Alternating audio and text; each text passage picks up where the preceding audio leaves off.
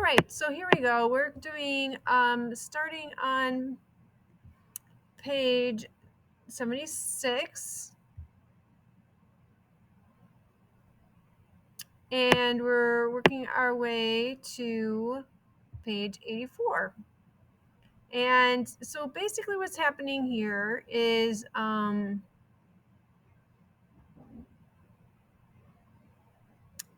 we are going to find out about, let's see, what's happening is it's wintertime, and Ellie, he's got a problem with his foot because of the cold, and eventually they're going to be evacuating the camp because the Russian soldiers they're getting very close. So that's what's happening in here. Akaba Droomer has left us, a victim of the selection. Lately he had been wandering among us, his eyes glazed, telling everyone how weak he was. I can't go on. It's over. We tried to raise his spirits, but he wouldn't listen to anything we said. He just kept repeating that it was all over for him, that he could no longer fight. He had no more strength, no more faith. His eyes would suddenly go blank, leaving two gaping wounds, two wells of terror. So this is kind of an important aspect of just like thinking about people in there, like that the people that survived are the ones that kept kind of fighting and kept it together. Once they, then some people, if they lost faith in something, then they were not able to continue on. They just kind of gave up. And that's what happened with Akaba Droomer. He was not alone in having lost his faith during those days of selection. I knew a rabbi from a small town in Poland. He was old and bent, his lips constantly trembling. He was always praying in the block, at work, in the ranks. He recited entire pages from the Talmud, arguing with himself, asking and answering himself endless questions. One day he said to me, "It's over. God is no longer with us." And as though he regretted having uttered such words so coldly, so dryly, he added in his broken voice, "I know. No one has the right to say things like that. I know that very well. Man is too insignificant, too limited to even try to comprehend God's mysterious ways. But what can someone like myself do? I'm neither a sage nor a just man. I am not a saint. I am a simple creature of flesh and bone. I suffer hell in my soul and my flesh. I also have eyes, and I see what is being done here. Where is God's mercy? Where's God? How can I believe? How can anyone believe in this God of mercy?" So this just goes to show that this situation, even the most faithful of people, a rabbi is like a priest, someone who guides people in the faith, he has lost it. He sees how terrible people are being treated, and he is wondering why God is letting this happen. Poor Akaba Droomer, if only he could have kept his faith in God, if only he could have considered this suffering a divine test, he would not have been swept away by the selection. But as soon as he felt the first chinks in his faith, he lost all incentive to fight and opened the door to death. When the selection came, he was doomed from the start, offering his neck to the executioner, as it were. So he's not really doing that. They're just saying that by his behavior, he was putting himself in that position that he was going to be killed. All he asked of us was, "In 3 days, I'll be gone. Say Kaddish for me." We promised. In 3 days, when we would see the smoke rising from the chimney, we would think of him. We would gather 10 men and hold a special service. All his friends would say Kaddish. Then he left in the direction of the hospital. His step was almost steady, and he never looked back. An ambulance was waiting to take him to Birkenau. There followed terrible days. We received more blows than food. The work was crushing, and 3 days after he left, we forgot to say Kaddish. So in a way, by them not even being able to do this ceremony for him after he died, it shows you how awful things were. Like, they weren't even able to go and pray for him because the conditions were that terrible. Winter had arrived. The days became short and the nights almost unbearable. From the first hours of dawn, a glacial wind lashed us like a whip. We were handed winter clothing, striped shirts that were a bit heavier. The veterans grabbed the opportunity for further sniggering. Now you'll really get a taste of camp. Like, it's almost like the people who have been there for a long time are proud of the fact that they've survived, and they're kind of they're teasing the new people who are there. We went off to work as usual, our bodies frozen. The stones were so cold that touching them, we felt that our hands would remain stuck, but we got used to that too. Christmas and New Year's, we did not work. We were treated to a slightly less transparent soup. Around the middle of January, my right foot began to swell from the cold. I could not stand on it. I went to the infirmary, which is like the hospital.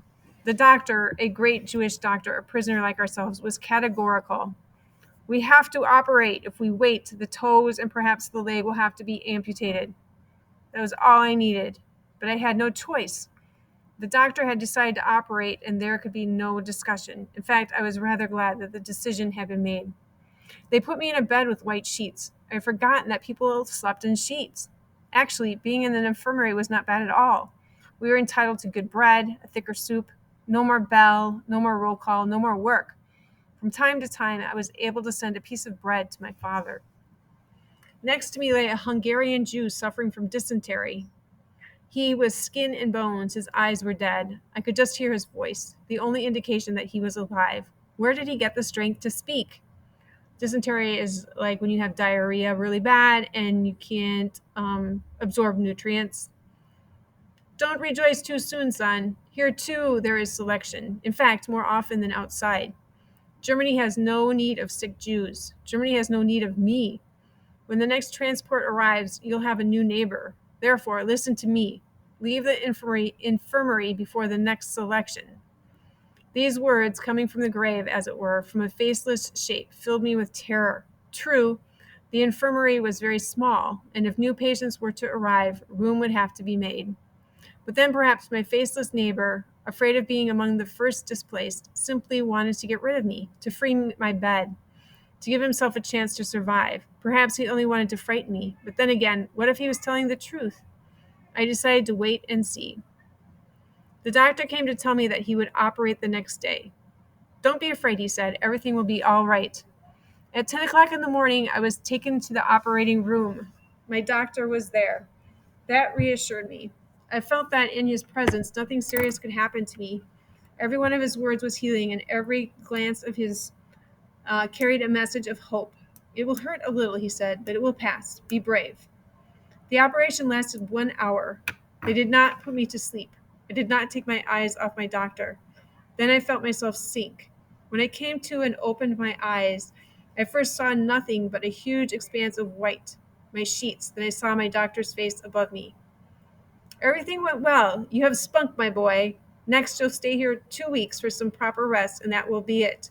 You'll eat well. You'll relax your body and your nerves.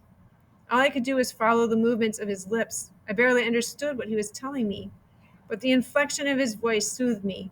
Suddenly, I broke into a cold sweat. I couldn't feel my leg. Had they amputated it? Doctor, I stammered. Doctor! What is it, son? I didn't have the courage to ask him. Doctor, I'm thirsty. He had water brought to me. He was smiling. He was ready to walk out to see other patients. Doctor? Yes. Will I be able to use my leg? He stopped smiling. I became very frightened. He said, Listen, son, do you trust me? Very much, doctor. Then listen well. In 2 weeks, you'll be fully recovered. You'll be able to walk like the others. The sole of your foot was full of pus. I just had to open the sac. Your leg was not amputated. You'll see, in 2 weeks, you'll be walking around like everybody else. All I had to do was wait 2 weeks.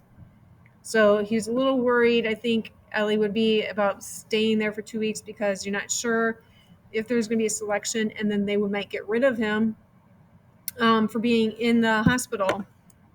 And pus is like yellow liquid that shows that there's an infection in your body, and when you release it, then it can start the healing process.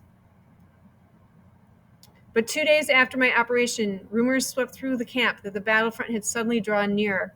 The Red Army was racing toward Buna. It was only a matter of hours. We were quite used to this kind of rumor. It wasn't the first time that false prophets are like people who tell the future, announced to us peace in the world, the Red Cross negotiating our liberation, and other fables. And often we would believe them. It was like an injection of morphine. Only this time, these prophecies or these future um, ideas seemed more founded. During the last nights, we had heard the cannons in the distance. My faceless neighbor spoke up. Don't be deluded. Hitler has made it clear that he will annihilate all Jews before the clock strikes 12. This means that he'll get rid of all of the Jews, and even before the clock strikes 12 is meaning before the war is over. Even if Hitler loses, he's going to get rid of all the Jews. I exploded. What do you care what he said? Would you want us to consider him a prophet?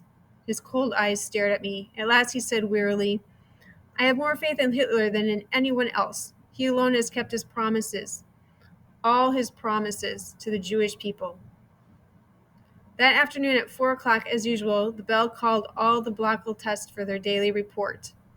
Blockel tests are the head people in each of the different, like, cabins or where they're staying.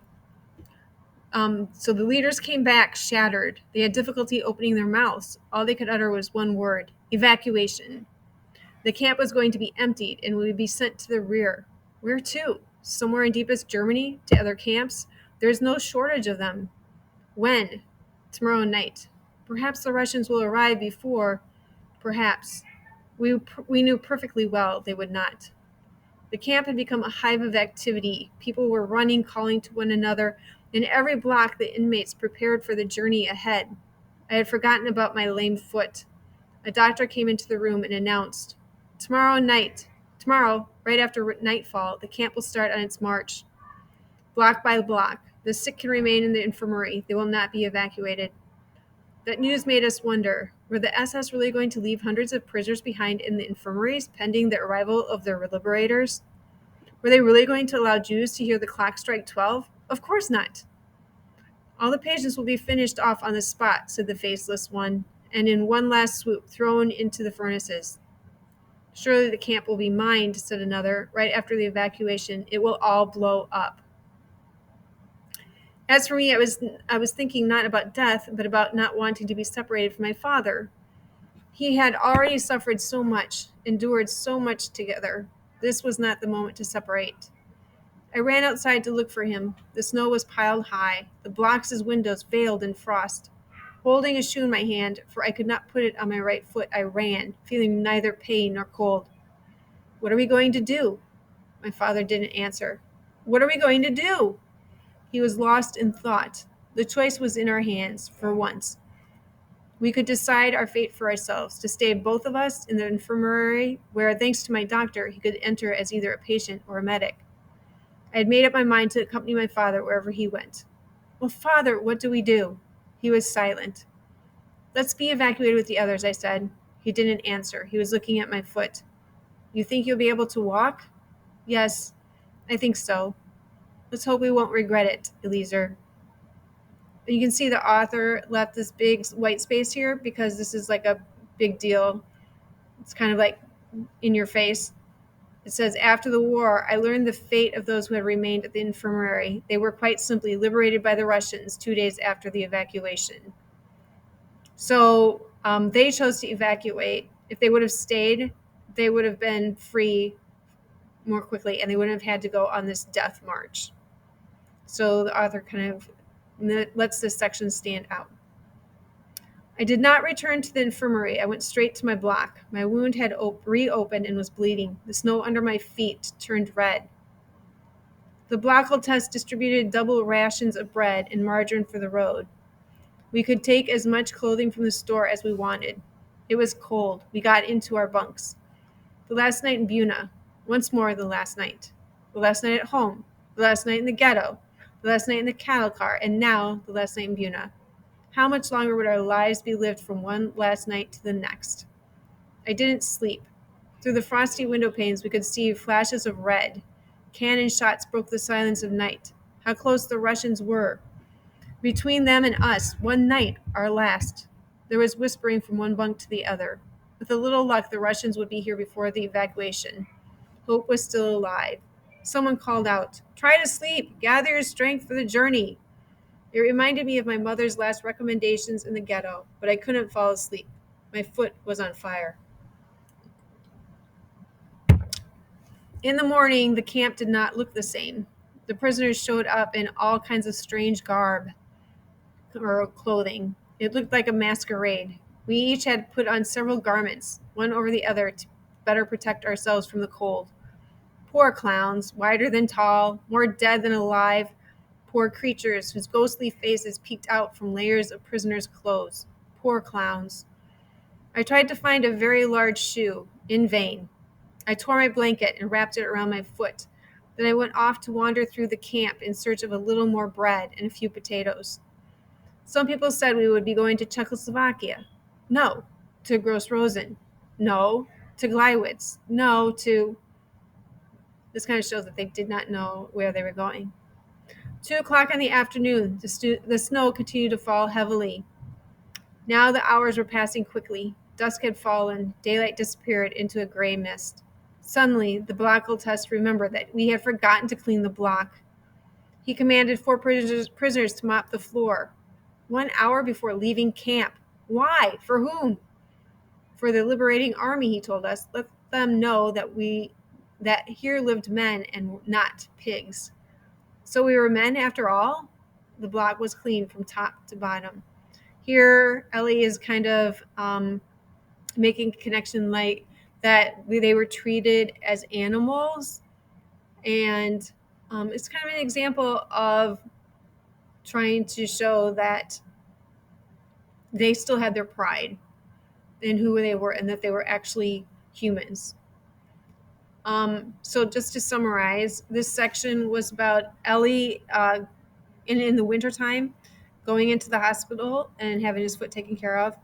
And then he and his dad deciding to evacuate or leave with the evacuation as the Russians came closer to freeing them.